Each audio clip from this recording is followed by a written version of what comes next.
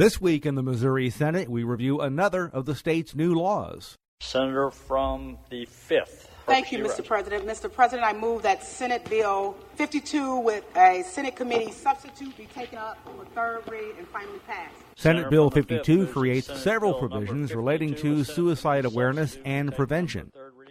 The new law is a follow-up to legislation that became law last year. Senator Jamila Nasheed of St. Louis is the sponsor. This is a bill that deals with suicide on campuses. We have a very serious problem with individuals committing suicide. The new law also designates August 28th as Show Me Compassionate Medical Education Day. Also, no medical school in the state can now prohibit, discourage, or otherwise restrict a medical student organization or medical organization from undertaking or conducting a study of the prevalence of depression or other mental health issues among medical students. Any medical school in Missouri is now prohibited from penalizing, disciplining, or otherwise taking any adverse action against a student or medical student organization in connection with the student's or the medical student organization's participation in, planning, or conducting a study of the prevalence of depression or other mental health issues among medical students. This provision also took effect on August 28th.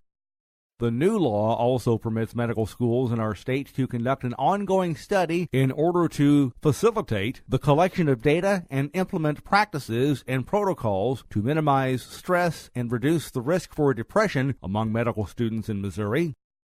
The study will collect relevant data and examine the culture of medical schools that may contribute to the risk of depression among students, as well as identify best practices to address the root causes of depression among students. This section of the bill became law when it was signed into law on June 7th.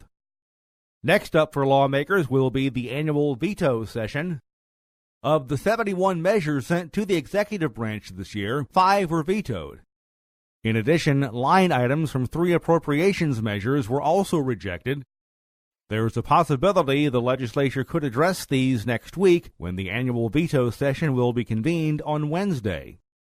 On top of this, Senate President Pro Tem Ron Richard of Joplin says he's already looking ahead to what could be in store when the second regular session of the 99th General Assembly convenes. I hope members are a little more selective next year what they let out of committee so we can be more deliberate. There's a lot of things people like, so. The next regular legislative session will begin in January. And remember, you can follow these and other issues facing the Missouri Senate by visiting our website, senate.mo.gov. Reporting from the state capitol, I'm Dean Morgan.